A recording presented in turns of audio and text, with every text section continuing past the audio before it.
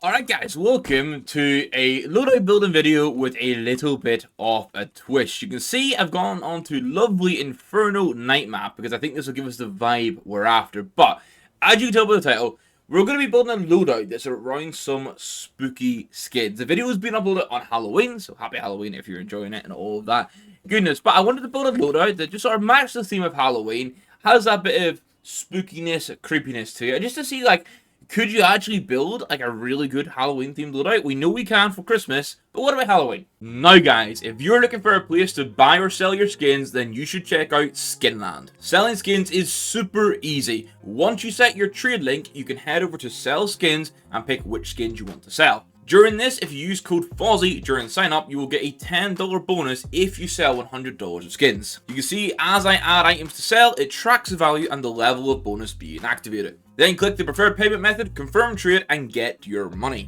Show me the money. One of the big benefits of using Skinland to buy skins is that the prices are considerably cheaper compared to the Steam market, meaning you get more value for money when building your loadouts. It's easy to deposit with a bunch of payment methods, and with Counter-Strike legend himself Fallen choosing Skinland, you know it's a great place to buy and sell your CS2 skins. Thanks to Skinland for sponsoring the video. Now, I think Banana's going to give us our best lighting, so we'll kick it off here. You can see the knife and glove combo. It is going to be Crimson Web on Crimson Web. It's going to be the specialist gloves, and then it's going to be paired with an Ursus Knife. I think it actually comes together really nicely. Obviously, you see the rare animation is absolutely cooking there. But the gloves in field test are about $250. You can see somewhere coming in, and then the knife is about $220 in field test and wears really nice. Now, in the grand scheme of knife and glove combos, there's nothing too Halloween themed outside of maybe trying to go orange for pumpkin. So I thought, you know what? Crimson Web, it's spiders. We always get spider themed stuff at Halloween, so it's kind of a perfect fit. I also got to say, the specials gloves, you can jump to minimal wear in them for just over $500, and they will look incredibly clean, which is kind of cool. Agent-wise, I went for FBI Sniper on CT side just because I think that's a bit easier for pairing in with the gloves. Agents aren't going to be overly themed at all for Halloween. And then on T side, I wanted it nice clean, no sleeves, so I went for Professor Shamat. He's $5. FBI Sniper was $9. So we're not spending too much on the agents, even though it is kind of crazy inflated. And that kind of crazy like inflation on the prices is why I didn't go for any of the like Sir Body Darrells with like the crazy masks, which would kind of fit for Halloween. Now, just before we go through the weapon skins, let me know what you guys think of like the night maps for looking at skins. Obviously, you don't get a crazy amount of light, so sometimes you don't see them great. I think this is actually the best lighting you would get, so I'm going to keep it here just for the vibes, but would you guys want to see normal loadout videos on maps like this? Over in the USB, I went for the Ticket to Hell here. I think it's a pretty self-explanatory option, you know, you got all these sort of markings, the teeth, the craziness, and you know what? It's like 60 cents for minimal wear, which is really cool. Over on the Glock, I did go for an off-roll, but I went for it in a battle scar, so you can see the Easter egg, if the lighting actually helps me. You can see the Easter egg coming through there. It gets some markings and skulls. Outside of this, there's not a crazy amount on the Glock side of things, so you know, you're spending like 8 cents for this, it'll do the job nicely. For the Desert Eagle, I did kind of like triple down and also go for a Crimson Web. I wouldn't put it field test it though, just to add some like scuffs and roughness to it, which you can come to expect with how people theme things for Halloween. I got to say the red flare in the background is perfect for this. The Deagle is like $8. For the AK, I ended up going for the Phantom Disruptor. This has like eyes and teeth, the creepy ass tongue on it. Some people don't use this skin and the creepy mouth at the back. Some people don't use this skin because of how creepy it is. So, you know what, like Halloween themed, we're trying to go a bit spooky season, 100% the right pick, and it's only like $5.50. Then one that's great for me, that if I can get the lighting to pick it up, is the Night Terror. This in minimal wear is 61 cents. It's got some crazy ass text on it. The lighting is doing me no favors here. I think this is why we don't do normal videos on this map. Here we go. You can see the artwork there. Obviously in Battle Scar it starts to go purple, but it's got like this demented woman on it. All this writing that seems to be like sketched in blood, insomnia written on it. Stuff like that. It is a Night Terror, so it's going in. On the same vibe as like the Phantom Disruptor, the Tooth Fairy is another one that I've had people tell me in the past. They just find it so creepy to the extent that they didn't like me dropping it to them in-game because they didn't want to use it because it creeped them out. So again, $4 for this in minimal wear is a perfect option for this sort of Halloween theme. Now, visually, I don't think it's that scary, but I think the Mortis as an op and what the name means actually fits this really well. Mortis is Latin for death. So literally, the skin is death. It's like this Grim Reaper, some tarot card stuff coming on it. Like, just ties in really well to the, I want to say, like, the lore and the story you can get around Halloween. And it's so cheap. For the MP9, I'll be honest, there wasn't a crazy amount, but I thought Food Chain It's got a monster on it. It plays into this sort of like craziness you sometimes get. And it's budgeted at $3.45.